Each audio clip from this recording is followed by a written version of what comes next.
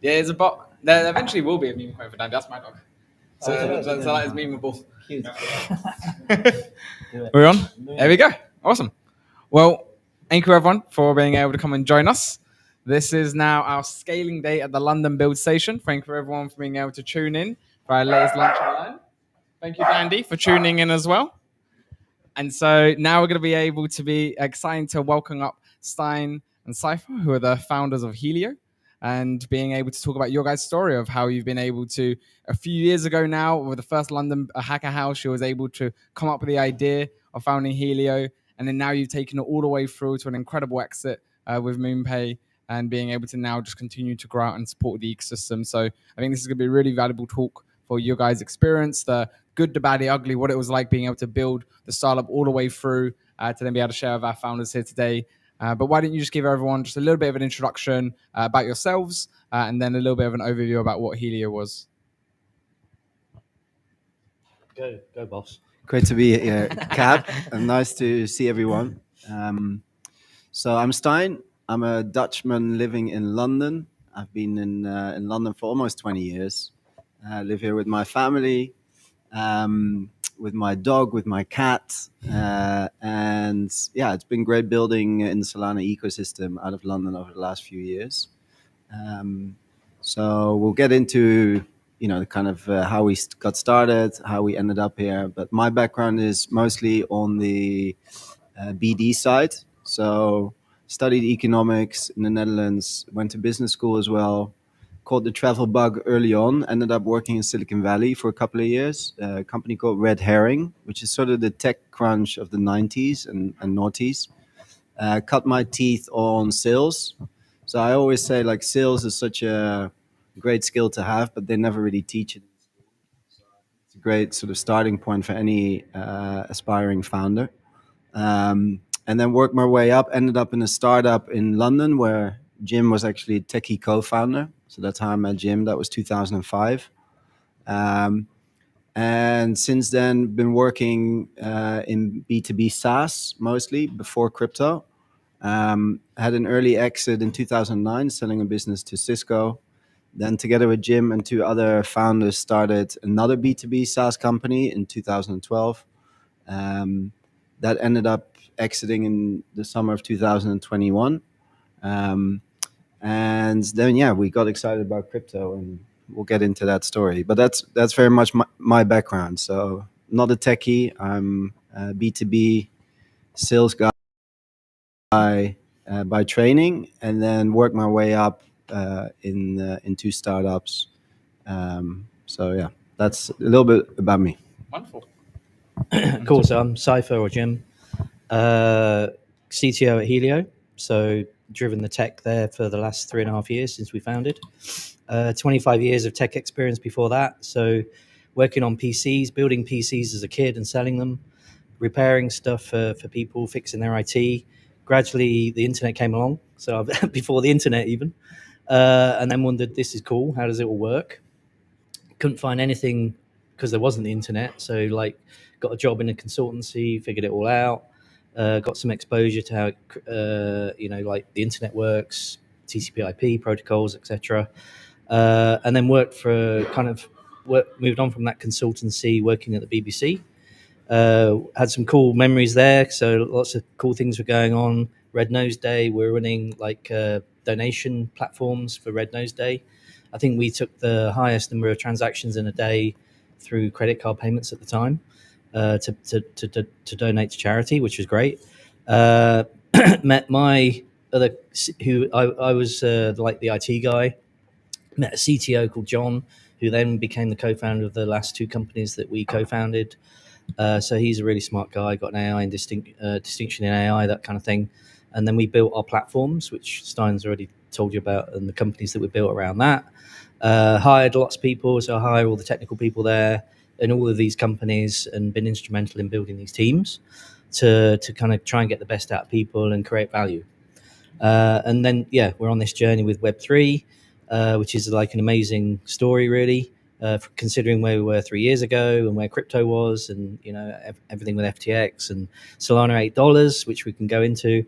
And yeah, we've been here building. We've been kind of like investing in the ecosystem, bringing people out of Web 2 into Web 3 from some of these SaaS businesses that we worked in the past, brought them on the journey, and showed them there's a different way to do business. Oh, I love that. And you guys had a lot of experience coming into the Web3 ecosystem about how to build businesses, how to be able to grow and scale. And I think there's an interesting aspect to think about how you guys thought about what to build into Web3. So why don't you talk a little bit about the origin story for Helio and why you decided to build out this payment platform? I always say that all of your business experience goes out the window as soon as you go into crypto, though, because the rules are very, very different, and we had to learn a lot. We were very naive coming into crypto. The reason why we got excited about crypto, of course, is the speculative nature, right, and the ability to do really well from a monetization point of view. Jim talked about he was around building companies when the internet came along. We felt very much, hey, Web3 is going to be the next wave of, where things are going. That was sort of the end of 2021. Since then, AI has really kind of taken the torch, and I think a lot of founders and techies are going into that space now. But a few years ago, of course, Web3 was definitely the sort of key driving force behind, where things are going from a startup point of view. So we wanted to build in crypto. Jim and I had this exit of our previous company, really amazing outcome. The co-founders in that business also said, hey, we're going to start another business. Do you want to come with us? And Jim and I said, no, we want to do it our way. Me as CEO, Jim as CTO, and really build in crypto. So then what are you going to build, right? There's a lot of things you can focus on. You can build an AMM, you can build swaps, you can build trading capabilities, you can go into the NFT space, which was really hot at the time. You can pick Ethereum, you can pick Solana. So yeah, we ended up at a HackerHouse in Prague in early 2022 and just got really excited about the Solana ecosystem out of the gate. And we didn't have any preconceived ideas. Hey, we want to build payments, or we want to build swaps, or we want to build something in NFTs. It was all about learning, from the space. And what's really critical is just talking to a lot of people. And of course, our instinct being in B2B SaaS, it felt like, hey, probably a lot of our capabilities are in B2B product, because that's where we can leverage all the learnings that we've had. So, okay, what do B2B companies in crypto need? They need payments. And I think payments is the ultimate utility of crypto. But payments is also a very broad word, right? It can be cross-border payments. It can be e-commerce payments like checkouts. It could be invoices. And speaking to projects, we felt quite quickly, hey, there's something in checkouts, because a lot of folks are building consumer apps in crypto. And typically you build your own smart contract, your own wallet connect. But what if we build a Stripe for Web3 where people can just build, drop in a checkout widget, does the wallet connect for them, does the smart contract for them? And that's what we got excited about, because we saw that pain point amongst a lot of the projects that we spoke to. Really a time saver. We knew that the market was small, but we also felt, hey, maybe we can go and pitch this to Web2 companies. They're going to need crypto payments as well. And that's what I mean, my comments, okay, everything goes out the window, because we were quite naive thinking, hey, everybody wants crypto payments in a couple of years, and things always take a lot longer. So I remember one of the first pitches that we did. So we built a cool demo, right? You can drop a Helio checkout widget, you can connect your wallet, you can, pay a couple of dollars to actually get to a live stream. So we felt maybe there's something in paywalling and digital content. So we had a really senior contact at the Daily Mail. We went to High Street Kent, to their beautiful offices. We rocked up with our demo. And we say, hey guys, we're here. You're the Daily Mail. Think about a paywall, a crypto checkout where people can pay for content by the minute, or pay for an article with their digital wallets. Super slick demo. And the guy was like, this is incredible, guys, but I've got one question for you. How many of these Solami wallets that you're talking about are there in the UK? We're like, yeah, probably a couple 100,000. And he's like, okay, come back when it's like 10 million wallets.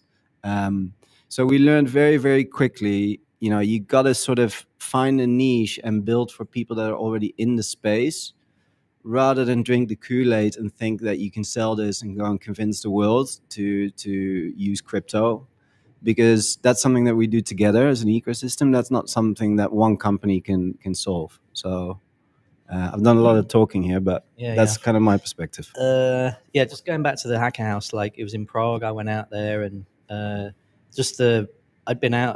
not really been to a Web3 event before. So to see the whole thing like evolving, the Hacker House, it was like cool neon. No one could see shit. They were all bumping into each other. It was like mega.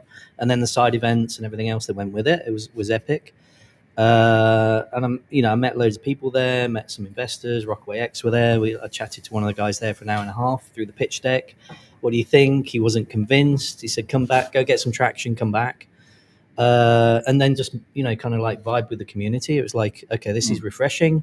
This is new. There's some energy here, which we've been for 20 years in the SaaS business. It's like selling cybersecurity.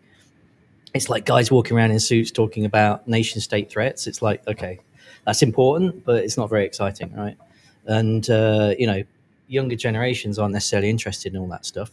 They want to build applications that can, they're much more, dare I say it, libertarian. So it felt like a much freer vibe, right? So that was really interesting to me. It was refreshing. It re-energized me from that point of view. And then every Solana Hacker House event after that's been amazing. And now you can see that being replicated by all the other chains, right? They're trying to get the engineers vibing and people enjoying themselves and having fun. So that was a big aspect for me of why, that I really found this space interesting, and then we felt that we could build something meaningful. Also, you got a lot of inexperience, right? So I don't know how many guys in this room that have first-time founders or just building stuff on their own. You can kind of, with some experience, you can kind of sense that there's opportunity here, right? Let's go build something cool. We can bring people in that aren't necessarily in the space. We can help people that are, create a product that's meaningful, and people will use it. And then you can kind of build a business on the back of that. Yeah, so you learn a lot being able to, when going to these events, speaking to a bunch of people, really understanding that there was this real gap in the payment space for these commerce, and then being able to not drinking the Kool-Aid, learning the hard way of actually how do we service them? What is the audience that it was already kind of tapped in, who have these crypto wallets, who can be paying for things, and instigating that. What was then the journey like, getting either the first round of funding or being able to grow the revenue, or just those very early initial days when you were just for any of the founders here to learn from, when they were initially wanting to get funding into it to be able to build it, or to be able to continue to grow it with more revenue and more investment? So look, we self-funded Helio from some of the profits of the last ventures, which was nice. So we had a bit of an easier ride of doing that. But that's again where you use your experience to deploy the capital. And number one fundamental thing is to find good people and hire them if you like them, bring them on the journey. So that's what I get the most satisfaction out of there. We did an NFT project, right? So, that was one source of funding for us. September 22. So we had Helio. It's now called the Helio X Pass, which is still going. We still pay out rewards to our holders. There's benefits in holding the pass as well. You get discounts on the platform. So, it's probably, so what's that, going over 3 years nearly. It's kind of still one of the OG NFT projects. Okay, we weren't in the first wave of September 21, but we were there at the end, and we're still carrying on with it, and we still reward our loyal holders. And there's still a community there that appreciate that. So that was part of a fundraising approach, right? So we raised some cash there, that allowed us to grow. Of course, we had Breakpoint in November 22, then everything crashed with FTX, and it was a bit of a wilderness, let's be honest. But we had some funds. We were able to grind through. We made some adjustments as a business, and we still kept building. We didn't just give up. So that was another fundamental lesson. And any lesson for any entrepreneur is, you might not find your niche or your product market fit immediately, but don't give up. If you give up, you're not in it. And if you're not in it, you can't win it. Simple as that, right? Maybe one thing to latch on to is also the first anchor use case, which I think is really important. I always say, when you're building a product, it's really important to have a revenue model from day one. I know some people have a slightly different approach. They say, okay, let's build users. classic consumer apps, right? You build you give it away for free, and then you start monetizing through advertising or in crypto through token. Our instinct coming from B2B is like, hey, we prefer businesses that actually can have a revenue stream. So in payments, if you're going to build a Stripe for Web3, the business model is pretty simple, right? You get volume, you get merchants using your checkouts, and then you charge, in our case, 1%, which is still 2% lower than in credit card payments, but it still allows us to pay the bills if we manage to get some scale. So that was the model quite quickly from day one. So then what is your anchor use case, right? So for PayPal, the anchor use case was eBay. For us, the anchor use case was NFT pre-sales, because NFTs were like booming. We partnered up with Magic Eden. We got a pipe. We're going to mint their NFT. And then we said to them, why don't you use our checkouts to pre-sell the NFT? Because then you can bootstrap your project and get going. So I think sort of between the summer of 2022 and the end of 2022, it was very much that use case. And then you also need to growth hack. So what we did is we bought a DGOTS NFT, and we started like going on Twitter and shilling, because that was the hot NFT at the time, to embed yourself in communities and find customers that way. And we hired a really good kind of degen sales guy, Adam, in the summer of 2020. And he executed that perfectly to kind of use growth hacks to build relationships, get into the community. And then NFT pre-sales became our anchor use case. And then another hacker house, again, to Solana. It's so important to go to all these events and find relationships to the Solana Foundation, because they have been sort of a big anchor in our journey, because we met Austin, who is the head of strategy. He now runs his own startup as well in the ecosystem, at the HackerHouse in Paris, right? So we did the demo. You have these coffee kind of sessions you can drop in and pitch your idea to the Solana Foundation. And we managed to pin down Austin, and we were like, hey, like, what kind of payments are you using for Breakpoint ticket sales this year? And he's like, oh man, it's been a huge frustration because we use this ticketing system called Bizibo, and they only integrate with Stripe. So there's no crypto payments. It's ridiculous. We are a blockchain. We can't accept payments in crypto. And we said, okay, we're going to help you. Give us the phone number of Bizibo and we'll try and integrate. So we hacked together our checkouts with an integration into Bizibo. And then you immediately have a use case. Hey, you can sell tickets. So, they probably sold, 3,000 tickets. Maybe 1 in 3 was through USDC. It was a very kind of shitty looking embed widget on their websites. But they were over the moon that we made that work for them. So again, going the extra mile for a customer, wrap your arms around the customer. And then if you have a great anchor customer like that, it really helps. Then we ended up doing Breakpoint ticket sales for 23, for 24. And ECC we did as well. We Yeah. did quite a few, right? So on the back of that. but that foundational relationship also led to a lot of other things down the line that we can talk about, including the Solana Pay plugin. So Solana did a really amazing job building a relationship with Shopify, and they've been beating the drum about payments from day one. And it's very difficult for any payment gateway to get your foot in the door with Shopify. So, they did a tremendous job building that relationship. But then it's about, hey, what team can we bring in to go and run this plugin, right? And they asked us to do that. Of course, they spoke to some bigger companies as well, like Stripe and like Checkout.com. But this was shortly after FTX, and nobody wanted to kind of touch crypto with a barge pole. So we really benefited from that. And there's a little bit of serendipity there. We were there at the right place, right time. We have a good relationship. And they asked us to build the plugin. And yeah, really, we got them behind that a lot. And there's now more than 3,000 merchants using the Solana Pay plugin that Helio runs. Web3 merchants, of course, like all the NFT projects. Solana Mobile has done more than 50 million in volume through that plugin alone. but also a ton of Web 2 merchants, right? Brian Johnson, that does his blueprint, Do Not Die. So he's a great Web 2 merchant. So yeah, we've benefited tremendously from this Solana relationship that started quite early on. When then establishing these different relationships, is there a level of priority and focus that you realize that you should be able to put things towards? Because if you're going to like conferences and you're speaking to a bunch of people, how do you know what, like when you talk about it being the anchor product and the anchor client towards it, is it obvious that they're like the key opportunity towards it? So like even when the idea of like the NFT pre-sales, obviously if in hindsight it looked like that was actually a really good growth trajectory, but maybe at the moment, at the time, like August 2022, when you're looking at it, did it seem like it was the right way to approach? How do you approach these decisions on, is this the one to double down onto and to be able to expand on?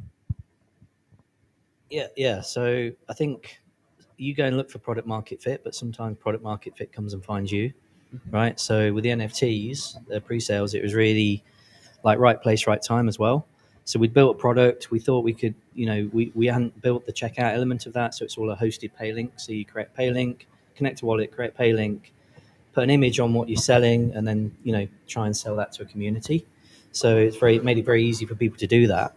And then, one of the projects just took the application and said, right, okay, we can sell 1,000 of these before anybody else. We'll give you a discount, rather than being, the minting craze when everybody was like breaking Magic Eden, trying to scramble there. They could guarantee their slot ahead of time and then make some money out of that if they wanted to, or hold like I do. I bought a load of NFTs but never sold any, including some DGods. So, that kind of market then came, and, that was a new meta. You could do a pre-sale, right? So we then improvised our product around that. We built some cool new features around Web3. So you can only get access, like people would start to do generation 2, gen 2s of what they've done. So you could say, well, if you've got a gen 1, you can get a discount, you can get in early, so you can gate things. So we started building a lot more Web3 focused like features. And they really, vibe with the NFT creators and the communities that were deploying them. So that was, one meta that we kind of engineered to. In the background, we're always doing the e-commerce like checkouts and just growing the business, right? Bringing more resources in, talking to more people, hiring salespeople, hiring marketing people, and then basically building the flywheel. So, and then, trying to, the name is like really, it's a really good name. So you have to find a really good name that stands out and pops and kind of resonates with what you're doing as well, and then build behind that. But of course, the biggest challenge is time. So if you're like a sole founder, it's really difficult to do everything. If you're in the trenches, if you're on X all day, posting as well as trying to code and build a community, it's really difficult. So my strategy all along is to have co-founders and to have people who are very good at what, sales and marketing, and building those kind of like organizational structures around that, building relationships. I'm a basement dweller. I don't get out much. So, having someone like Stein talking to the foundation, I mean, I can talk to these guys, don't get me wrong, but and showing like a level of maturity, commitment, right? Sticking to your word and making sure that you follow through on anything that you've agreed to. Because there's a lot of people out there that will say everything to get a deal and then they won't deliver on it. And that's the other thing, is you always have to deliver on your commitments, whether it's good or bad at the end of it. If you made a commitment, you follow through on it. So again, coming back to that point, never give up. Always keep going. You might have to pivot, you might have to change, you might have to move where the market moves, but always keep finding your customers and always keep finding the revenue. Yeah. But to add to that, I think that's a huge trapdoor for founders in crypto, is because you need to capture the attention in addition to building a product, in addition to getting revenue. And it's very tempting to follow the hype, because there's a new meta on crypto Twitter, and it's circled from NFTs to meme coins to stable coins, and it's very easy to kind of go and chase those narratives, but then just finding yourself a little bit lost in, is there actually market here, and do I actually have the skill set and the product to go and meet that market? So for sure, try different things where you immediately get traction and revenue. You got to double down on that, and you're going to make a lot of missteps. So to go back to this paywalling product, we were convinced from day one that crypto is the perfect paywall technology, because you can just, pay per minute, pay per article. Um, and technically it is, but from a demand point of view, in crypto, people want content to be free, first of all, right? Because everybody tries to grab the attention. So that was one dynamic. And just, credit card payments, monthly subscriptions, if you think about OnlyFans, it just works so incredibly well for them, right? Like you can't really improve on that model. So even though the theory is there that maybe your product addresses some kind of problem, if no one is really buying it quickly or latching onto it, you got to drop the idea and move on to something else and double down on where you can see traction. And then as you're then going through those cycles, you're doubling down, you're seeing what works, you're focusing on the revenue, you're being able to consistently grow out. What does it then look like to then go and try and exit the business? Because you've exited multiple businesses before, you've done that circuit before. So founders, maybe that's their first time, or they even like they're the second time founder, but this is their still they envy the point of, okay, cool, I want to be able to exit that business. From your guys' experience, what does that actually look like? What are the ways that a business has to be designed so it can then achieve that point? Like first of all, you don't design, I think, the business for the exit, in the sense that, of course, we all want to make money, right? So when the right offer comes along, I think you're gonna exit. But in the case of MoonPay, we started building a relationship very, very early on with MoonPay, because they are in on and off ramps, we are in checkouts. It's just such a complementary business. So I think early on in your journey, you gotta, when you go to these events, anybody that's sort of in your orbit, you got to strike relationships. And we didn't strike a relationship with MoonPay, or these guys are going to buy us one day. It makes sense from a customer point of view to have a level of integration or alignment between our and MoonPay's product. So I think we met Ivan, the CEO of MoonPay, early on a call. My classmate from my MBA, she runs a big fund here in London. Her name is Ophelia. She runs Blossom Capital. She's an investor in MoonPay.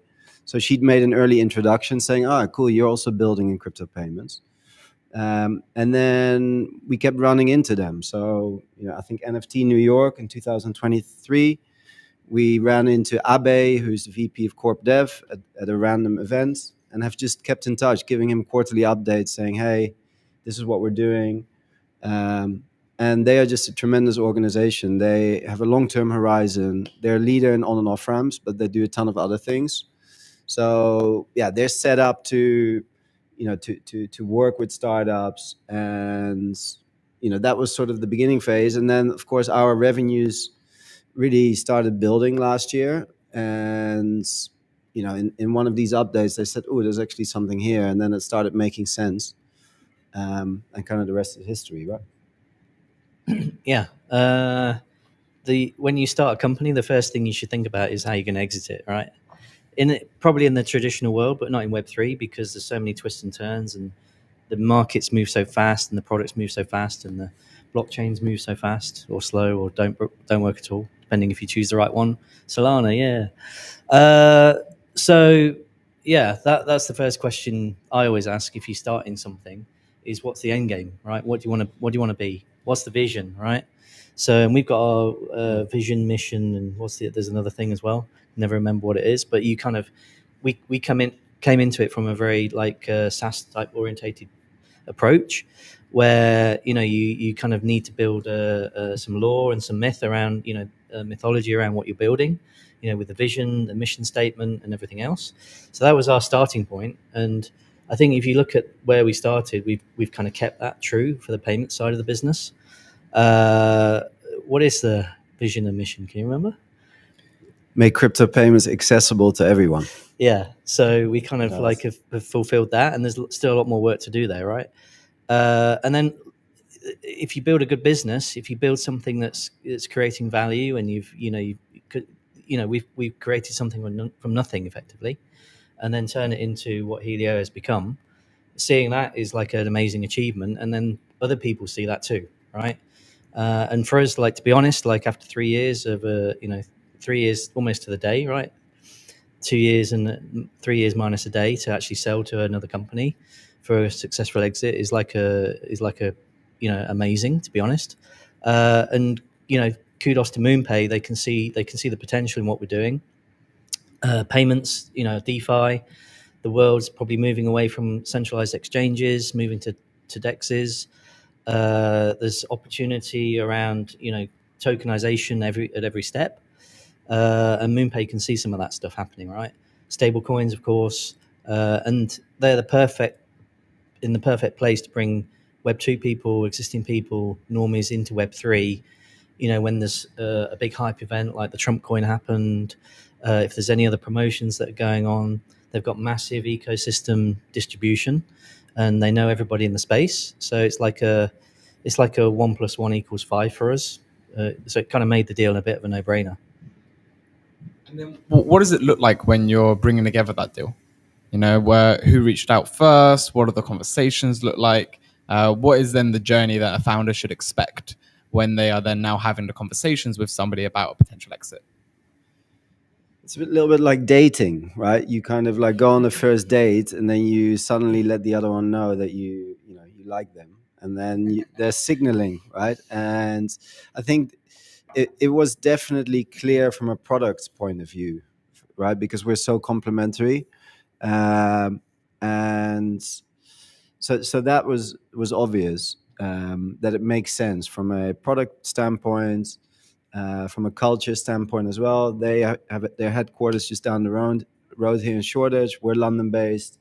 They're a remote first culture with a ton of engineering in Europe. Same with us. Their vision is very much on taking crypto payments everywhere. That's our mission. In addition to executing on payments, we've also built a lot of other things that have driven revenue, because we're great at blockchain engineering. That was kind of a gap that they had in their organization as well, because they are very much more, connecting to traditional rails as opposed to. So it made a ton of sense from the synergies point of view, and then you go into this process, and then it becomes a negotiation, and I think a lot of it is relationships.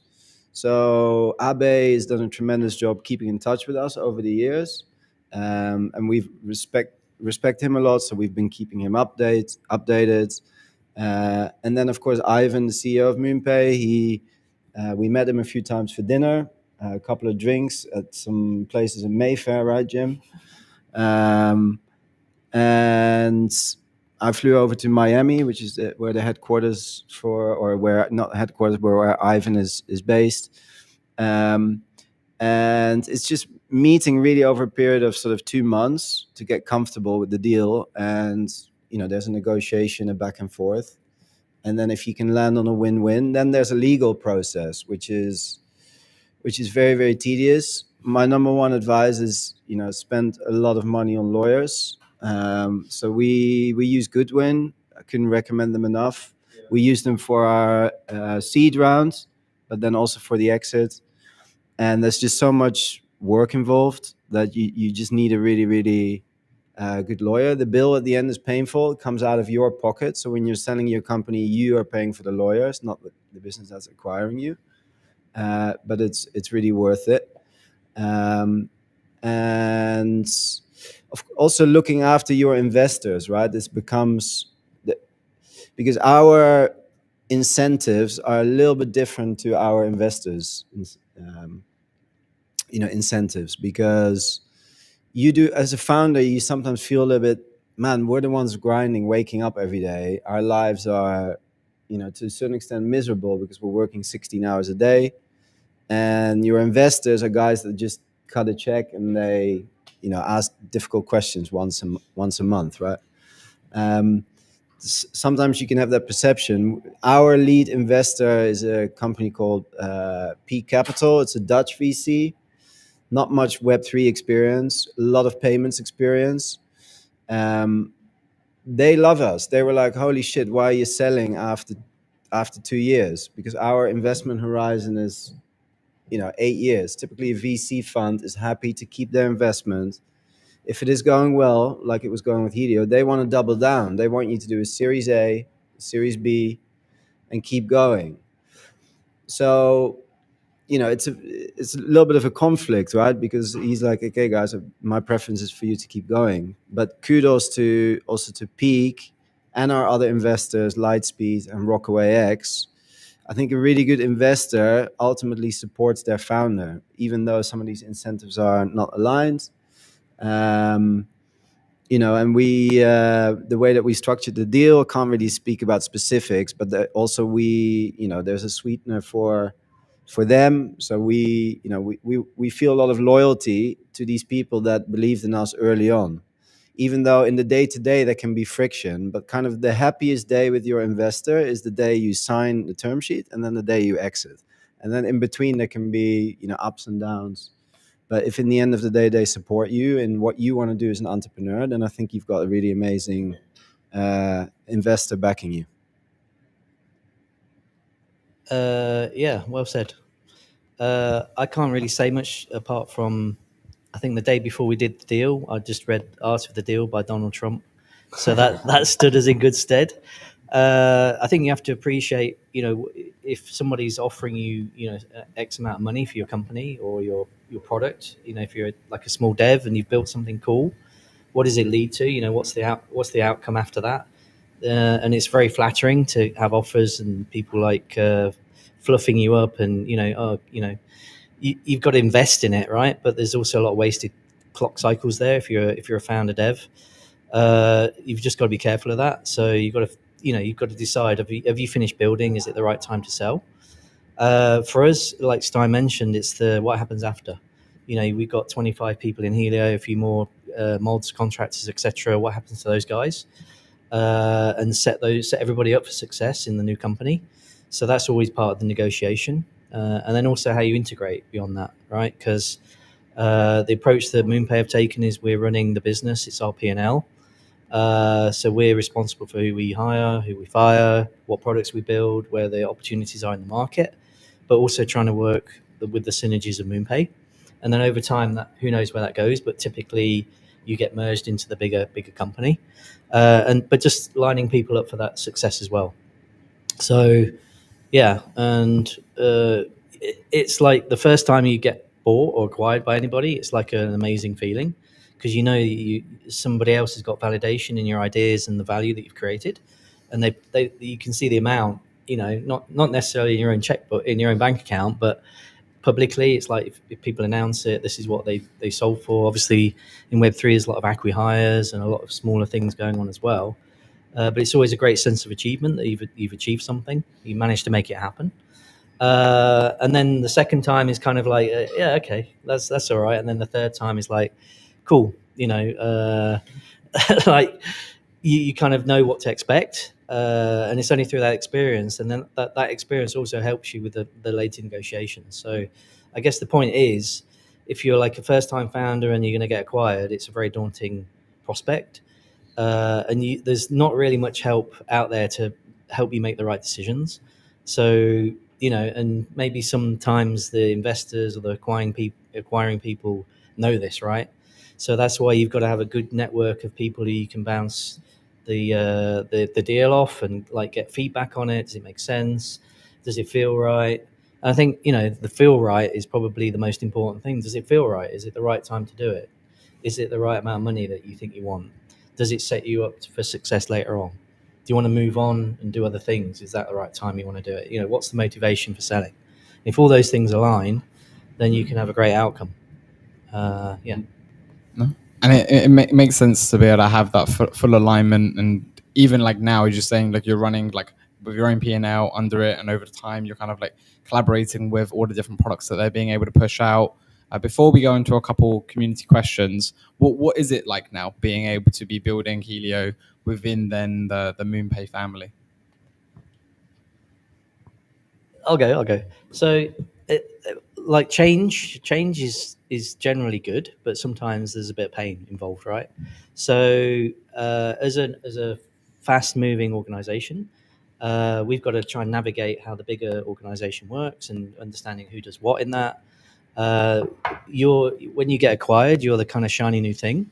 So people always want to come in, find out who you are, what you're doing, how they can utilize you to help them look good. Being candid sometimes, but also, we're all there to make money and be successful, right? So, and drive the business forward. So it's all in the best intentions. There's when you build your own company, you kind of set the tone of what you're building and how you want to run that thing, and then the bigger company typically has a way of doing things as well. So it's like an adjustment period in the communications, finding out who's doing what, who you can get help from, who people who need to come to you. So there's always a bit of, you kind of almost have to take 2 steps back to go 3 steps forward. So there's always that cycle that goes through when you've been acquired. But then out the other end of it, you're accelerating faster, you're stronger. So you kind of have a little bit of the pain, and then you get even more success afterwards. So that's kind of happened in all the 3 kind of acquisitions that have happened to me. So yeah, you kind of, I think it's a bit like the crypto curve, right? When the cycle comes up, it goes up to the top of the ball, comes down, you got the trough of disillusionment, all the excitement's worn off, and then you come out the other side, and then you kind of accelerate away again.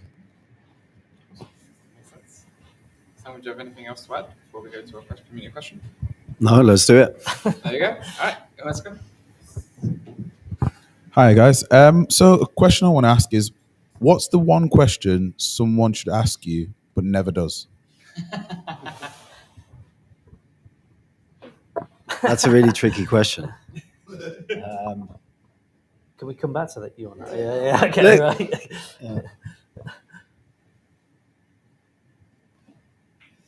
So one thing that people don't really ask that much, which I think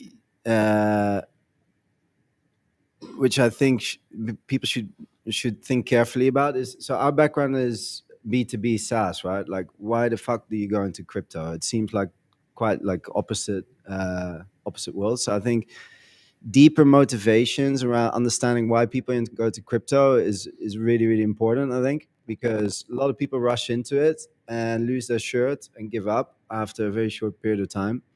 Like the people that we saw in the early days of the conferences, they're not there anymore. So yeah, I think digging deep, why crypto? Because it's the money aspect is what attracts a lot of people to it, but it's actually a brutal space to build in. Like, being a builder in crypto is the worst of kind of all worlds, right? If you're a degen, you can actually probably make a lot more money on day to day. You have a lot more flexibility. So yeah, it's not an easy space. And I think motivation around why crypto is really, really important question to ask. And it doesn't get asked too much because people just see the outcome for some of the people that are successful. But it's an important question, I think. My answer is, people never ask me how old I am, which is fantastic. On that, so what is your why? What was the part of the crypto philosophy that really just like attracted you, and you needed to be a part of that? Because you mentioned before about it, you saw it as like the next stage of the internet, as like just earlier on when the internet first came out, that was then a big thing to go on to. Then with Web3, that was the next. Was there any other deeper why for you? Well, as I said, with the kind of like going to the HackerHouse, it kind of reaffirmed that it's a different way to do business. And if you get to know me, you'll probably find out that I've got a very serious side to me, but I've also got a bit of a degen, like, meme kind of like fun side of me, because I've always been brought up in the 70s and 80s with British comedy and sitcoms and crazy shit like that. And humor has always been a big part of my life. So it kind of, a lot of people want to build stuff seriously here, but they also want to have a good time. And that kind of fits a lot more with my personality than selling, building B2B businesses, especially in cybersecurity. They're kind of very serious. You have to be, you're selling to governments and you're selling to corporations, and, you have to be super pro. You can't say anything bad on LinkedIn, otherwise you get fired. So there's stuff like that where this space is just a bit freer. It's like it's more natural. It's more natural. Like, the corporate world, you either cut out for it or you're not. And I played that game for 25 years, and it was earned me a lot of money playing that game. But this game is more fun. There's more things going on. It's faster paced. If you think how many product lines in our last company, we had 4 product lines. It took us 10 years to build that. We've got kind of 2 or 3 product lines in 3 years, and they're doing really, really well. And you could argue the value that we've created, monetarily, is like in that time scale is way higher. But also just the journey, having fun on the way. It's more in my personality, and I think it's more by luck than judgment that it happened, really. And I'm glad it has, because we were going to do ice cream delivery drones. That was one idea we had. We were going to build some logging as a service for SaaS companies. You have all these other ideas, and then the wave of Web3 was at that time. Right, crypto was booming. Could just come out. It was starting to come out of its bus cycle again, and it kind of felt right. Of course, AI. Maybe we could have done something there. So obviously, but that's super competitive. You need a lot of deep expertise there if you want to really succeed, and very deep pockets. So I think that's an interesting point, is the barrier to entry. I know people can use AI tools now, and they're amazing, and they're only going to get better. So, but the barrier to entry to build anything now, even 3 years on from where we are, is way lower than what it was then. I mean, the Solana dev kits, all the people that have open source stuff, all the tools, like stuff we've built, you can integrate a checkout, really, in like 10 minutes now. You never really had that even 3 years ago, and if you did, it wasn't on Solana, and you can get payments as fast as you can now. So, that's kind of what it's done for me and how I feel about it. I can confirm he's a good sport in the nightclub. Where was that in Singapore? Was Breakpoint last year? Was anyone at Iggy Azalea's? We went to party? Iggy's party. I've got some videos if anybody wants to see them. Mentioning no names, but somebody was very embarrassed in that situation. Not me, luckily. Somebody from Super Team, right? Not Cap. Yeah. Not me. Super I Team know guys, who. they're crazy. No, but it's really powerful to be able to see why our industry is so much more unique, and that fun element is a part of it, and being able to enjoy the journey as much as going on that path with good people around you is what makes building that startup bearable when it's getting hard and getting tough.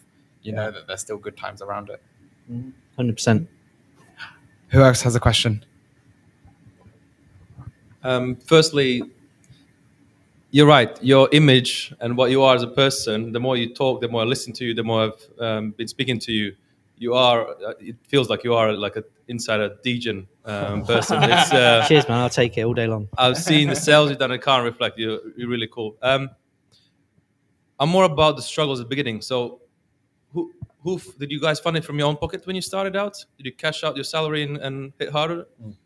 Did it run out before you got the VC money out? No. Look, it got topped up a few times. Right? Yeah. So we could tell the FTX story, can't we? You tell the FTX story. So when we got started, we probably, I can't remember the exact amount, but probably around 250K. Jim and I wrote to the company as a loan, as 250K, yeah, each as a loan. When you start a company and you're bootstrapping, write it as a loan because then you get it back. So that never just put it in and don't do a loan agreement. Always do a loan agreement. So we wrote it as a loan to the company. We, between the start of 22 and June, we probably we went to maybe 10 people, maybe a bit less, 8, I think. So couple of full stack engineers, couple of front end engineers, product designer. It's really important to get all that stuff going. And that kept us going pretty much until we did the NFT raise. And the reason we spoke to investors, but we didn't get a lot of warm, fuzzy feelings. So we're like, okay, let's focus on building the product and not waste our time too much. Then we got into the weeds of, NFT pre-sales and using that as as a flywheel and an anchor use case. Okay, we're going to do an NFT project. So we did Helions.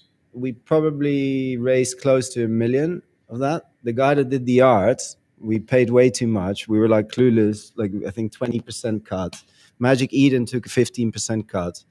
And when you mint on Magic Eden in those days, you could only receive the funds on FTX. And we had a few bank accounts, but it was quite difficult to get a bank account. And we couldn't move crypto and fiat, between our Wise account and Revolut account. We got shut down a few times. So we kind of used FTX as a bank account. And we were at breakpoint.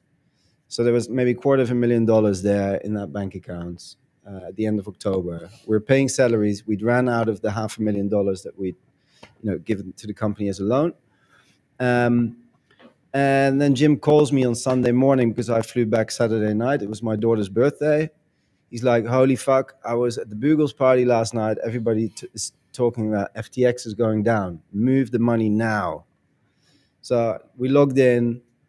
We wired the money to our bank account. And that was on a Sunday. But of course, it never fucking arrived. So with hindsight, you could have maybe still wired it out as USDC that day. But that's hindsight. So then we're like, fuck, okay, so what are we going to do now? We felt loyalty to the community, so we didn't say, hey, NFT holders, we're not going to hold up to our promises. And Jim is a lot wealthier than me because he had he negotiated much better in the past on a few things. So we topped up the loan, Jim a bit more than me, essentially, and that took us through to the seed round, which arrived in Q1 23.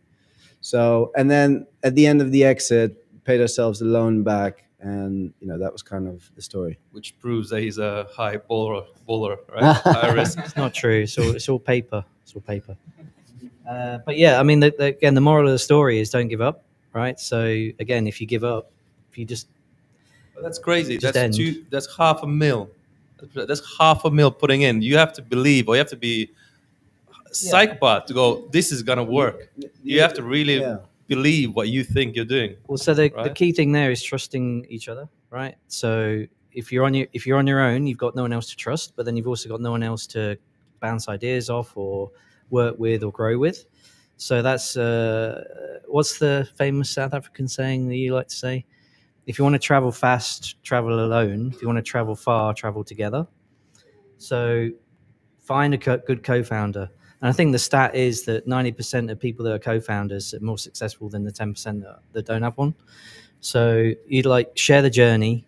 You can help each other, right? Okay, luckily we've got deep pockets and it's probably a lot easier to fund ourselves, right? But also we've got that experience where we know we can build a company, whatever the product. It doesn't have to be Web3. It doesn't have to be anything. We can go and buy a factory and manufacture widgets and we'll probably make some money out of it, right?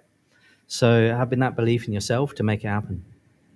I'm always doubting now running 13 years in this, that some of the projects I worked on is if you're not drinking your own Kool-Aid and believing that you're only in that bubble, and then you get shut out saying you're not in the right market or the market's not ready. But when you're building it, or when you're very, let's say, locked in, you don't see the outer picture and you start drinking more and more. It's like buying a pixelated picture. The more you buy it, the more beautiful it becomes, And it's like, okay. And as I think Kevin said it once, there's one of the Shark Tank said, take it behind the barn and shoot it in the head. It's been 5 years. It's not going anywhere. Like it's, but that's the art of the pivot. That's art. Yeah, I think So the it's art like of pivot. You realize, okay, look, you're having spent 5 years. You've got 5 years experience now. Might have been on the wrong thing, but you still learned a lot in that process. So hitting the seam of gold or hitting the product market fit is the key thing. But if you're not in it, you're never going to hit it. So that's the key thing. Don't give up. Keep refocusing. Keep hustling. Keep trying to find the next thing. And maybe you try and think ahead, 2 steps ahead of everybody else. And then when the market comes to you, you're there at the right time. I think what you guys have, I've looked at you like under microscope for quite a while now. I think what you guys have been very strong at is you got everyone in sales. I think you got a strong sales team. And I've seen that you are only pure selling and pumping sales. Like I think that is your key metric, which I don't know if you've said it today or not, but Well, I think like Adam is our head of sales, right? Just got promoted. Congratulations, Adam. He's done a great job. He knows the DGen. He's a DGen, really. So he knows a lot of people. He's thrown himself into the ecosystem. He tries to get into every party that's going. He'll fly around the world for us. He's done a great ambassador role for us, like spreading the word. And also just thinking of the other angles, right? Like how, because, you can use a checkout to do lots of different things, right? And then especially tying into Web3 stuff, you've got all these different mechanisms to gate it for your community or give discounts for your community, raffles, whatever you want to do. You've got all these things. He's got all these tools in his arsenal that you can try and, it's like the Swiss Army knife. You can try and open one thing up and it'll work for that customer, open another thing up, it'll work for that customer. So, and he's been great. We've got other advocates. We're always online, we're always on Discord, always in Telegram. We're living the Web3 dream, occasionally touching grass, but not very often. And we find people that are motivated like that. They want to make a difference. All right. Ems. I'm not Ems, you know. Are you not? Do you know what? You're probably like the 10th I need person. to get my glasses on. Sorry. Is he not here? Don't laugh. Oh, he didn't get in this time. Jim was doing so well I until was. that. I'm not Ems, but, Sorry, great to man. meet. Yeah. So yes, actually, I'm Kyron. Okay. Good to meet you. I run a stablecoin payment platform for Africa and the infrastructure side as well. The question I'll have, so I've been following your journey, probably not as stalkerishly as Chris, but I've been following it nonetheless. My question to you is, in terms of the payment space, what do you see that the new opportunities are that you are interested in either moving into potentially or having a proxy to? That's what I'm interested in. Look, we don't have a crystal ball, but I think it's a really interesting moment in time now. So it's awesome you're building in stable coins. I think it's a really exciting space. It's also, of course, a lot of narrative driven, a lot of competition. But I think the big winners are stable coins, issuers of stable coins. If you think about USDC, USDT. I think a really, really big trend is 0% on and off ramps through a stablecoin. Right? Everybody's waking up to the fact that Tether made $6 billion profit in Q4. The business model of a stablecoin is somebody gives you $1, you mint them a stablecoin, and then you put the dollar in a T-bill, which gives you like 4 or 5% at the moment. Right, so if you've got a couple $100 billion in stables outstanding, you make a huge amount of money every year. So I would not be surprised if in the next 24 months you see some big guys coming in to mint stable coins. A Robinhood, obvious, a Revolut, an obvious one. Stripe acquired Bridge. They're going to do a stable coin, no doubt. PayPal already has one. They haven't executed well on it. So I think the big guys will, have their stable coins. So what is the opportunity for the little guys like us, right? At the application layer, I definitely think, stable coin, pay-ins, payouts, creating a wallet, a virtual account, making money move very, very quickly. I think it's a really exciting opportunity. We are a little bit on the edge of that, right, with checkouts. But if you think about the MoonPay acquisition, and they actually acquired a company called Iron. Are you familiar with those guys? Max in Germany. So it's kind of like a bridge, but a little bit early in the journey. Kind of hiding the fact that you use stablecoins and checkouts. You could use a crypto credit card, right? So you still pay with Apple Pay, but under the hood it's all stablecoins. I think it's a really exciting opportunity there. And also my hope is that somebody really big might come into the space, right? Like an Apple, right? If Apple could overnight like quadruple their profit in Apple Pay by cutting out the entire supply chain and using Solana or their own blockchain. So if you can find opportunities even in point of sale, I think the time is coming, because I was quite bearish on point of sale, crypto point of sale, the last few years. And the single reason is when you're here at the local coffee shop, how many people have crypto in their pocket? You know, it's maybe 5%. Online, like through Solana Pay in Shopify, we can be super concentrated because you can reach people all around the world. There's 100 million people with crypto. So, but I would look very, very closely at the stablecoin issuers and align yourself to some of these bigger players that no doubt are going to come, and find a great sort of application layer technologies to support those guys. Yeah. On the infrastructure side as well, then would you probably say it's better to like align to one specific issuer or just kind of like be across multiple? I think you want to be agnostic a little bit, right? You want to have optionality. Like you want to pick one, like pick a blockchain or pick a issuer, and align yourself so that you get lift from. If you choose sides, you also get lift a little bit from marketing, like we have done from Solana. Yeah. But you need optionality because you don't know who's going to win. So you want some cross-chain flexibility. You want to, I don't know if that answers your question well, No, but it's it sort does, of it does. conceptually how I think about it. Yeah, I just so I 100% agree with you. I think probably my thoughts are more around like the opportunity being more in emerging markets. I feel like here, Sure. stable coins, Yeah. like the use case is there, but we don't really care, right? Our rails work well. You can make payments quite easily. And I think the real opportunities in places like Latin America, we've seen obviously a lot of drive go there, but then also Africa and Asia, which are the two probably new like frontier markets for that. Yeah, 100%. So it's like a technology leap. So you've got fiat in the Western world and Swift and everything else, all the bank transferring. But as soon as those banking rails interact with third world countries or countries that aren't so well developed, the processes slow right down, the trust goes right down, the risk is higher, etc. So that's where stables are going to win big time, right? And you cut out all that infrastructure, it makes it a lot cheaper for everybody to transact. You remove the risk because it's a stable coin, so it's pegged to some currency. So at least you know how much you're getting paid in. So stables are here; they're going to accelerate. Question is, how do you as a developer or as a entrepreneur make a product that's useful for people in that space, and kind of zero in on that. I don't know what those products are, but if you're building something that basically makes it cheaper, faster, more secure, safer, you're on the right track for something. Are you focused on a specific region or not quite yet? Cool. So Nigeria, predominantly, we already do a lot of like OTC transactions. Done around 60 million of finance transactions, but what we're doing now is building a platform essentially to onboard a lot of businesses, predominantly B2B, but then at high net worth as well. Awesome.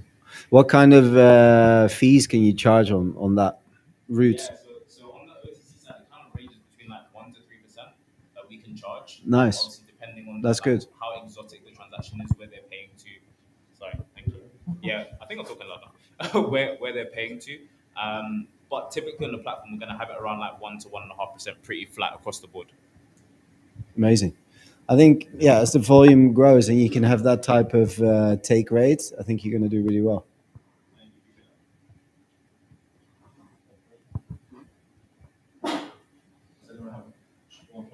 Anyone else I can do a mistaken identity to? Sorry.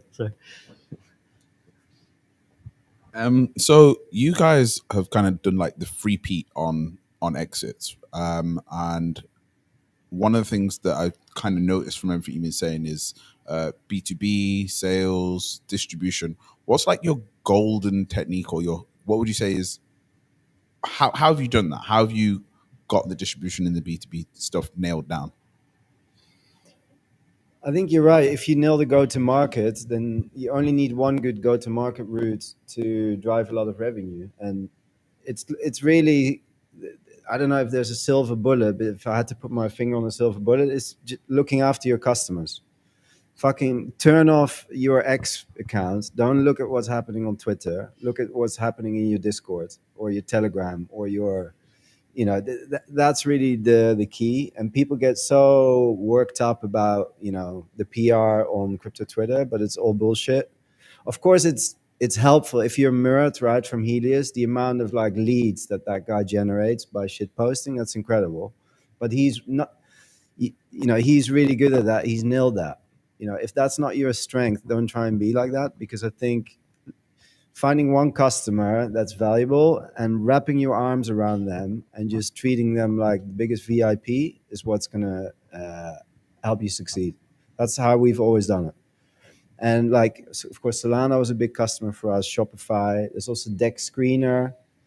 We've benefited also a huge amount from the meme coin boom, because people started buying ads and trading on Dex Screener. They were a key customer for us. But also people like Bird Eye and Dex Tools, and just look after them and make sure that you always deliver and do what you promise them. And build good platforms, because if your shit's breaking all the time, people lose faith in you, and it doesn't take long. You can spend a lifetime building a reputation and it's gone in 5 minutes, right? So always think twice and never drunk post. That's always a bad move. So, but also again, look after your customers and build good shit. So, we spend a lot of money on our platform. We've tried to keep it as simple as possible. It's ultra reliable. It's kind of like, I think the blockchain's been down more times than our platform. And if you're cross chain, you can still transact. So, and over time you build more and more features on your platform. It kind of, you service more customers with that. You have to scale the team around it as well. So like, don't take it for granted as well. Like, if you're a founder dev and you're trying to do everything, it's like crazy, especially if you get some traction. So that's why you've got to have people on that journey with you. Mm-hmm. So, what are you building at the moment? Advisory suite.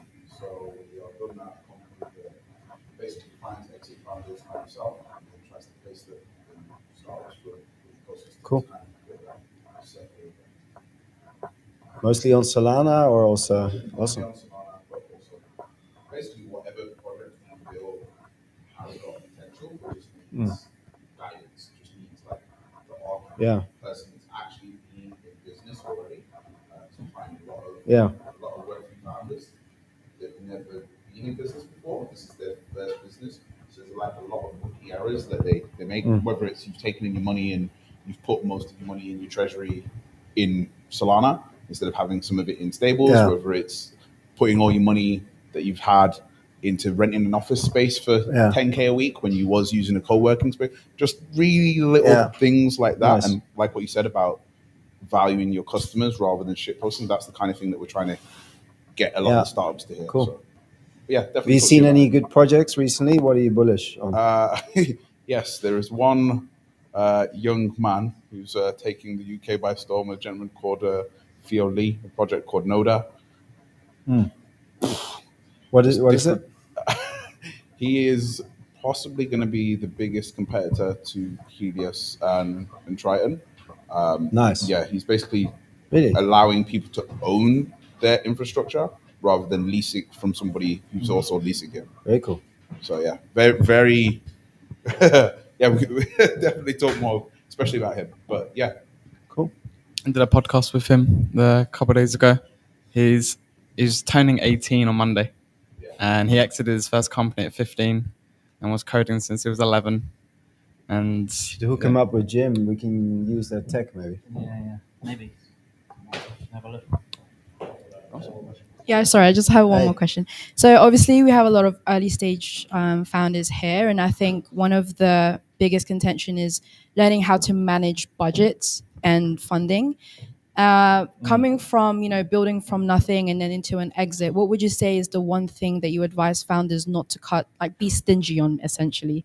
Like, what is the one thing that they shouldn't feel too bad spending money on? Like, being frugal is super important, as you already find out, right? So I think on key people, pay them. I think if you can afford or give them a big stake, right? You can be honest with your. Let's say if you find a killer dev, a dev in the US easily earns 20K a month. In the UK, it's probably somewhere between 5 and 10K killer dev. I think it's better for you to eat noodles yourself and like pay that person a little bit better and juice them on the equity, and don't go to bullshit conferences that like cost a lot of money. Be really focused. Like if you're building in Solana, go to the Solana events. Make sure if you want to splash out, go to Accelerate or go to Breakpoint in Abu Dhabi, but don't go to Consensus and don't follow the hype again to spend money on that. So I would say spend it on great people. Yeah, I mean, I'm the tightest guy you know. Seriously, I even stole his hoodie. So, but it's true. Like you have to look after the pennies, and the pounds will look after themselves. An old English proverb, right? But it's like don't waste your money. Like, and it's very easy to waste your money. And it depends if you're a digital nomad, you're just kind of looking to pay the rent. Maybe it kind of depends what you're trying to build. So you cut your cloth. So if you can come to co-working spaces, don't take an office. Like we resisted taking an office for 3 years, but you get to a certain point where there's a critical mass. It makes a lot of sense, bringing a lot of people together. Remote working, the technology is amazing now. You can do so much with a lot less money now. It's all about time and energy and effort and intellectual property of developing and building stuff. And obviously the token economy, right? So you can, if you are the project founder and you've created a token, be the same with that token, right? You've got some tokenomics, be frugal with them, right? But pay people well where there's value, and then they'll hopefully reward you in the future. Do you have people on the team already? I'm not a builder. Okay. If I were asked what I'm building, I would say a pro crypto United Kingdom. So Right on. thank you. Awesome. Well, can we give a nice big round of applause? Thank you, gentlemen, for joining us. Thanks for the invites. Yeah, It was thanks, fun. guys. Pleasure. All right. See you next time. Awesome.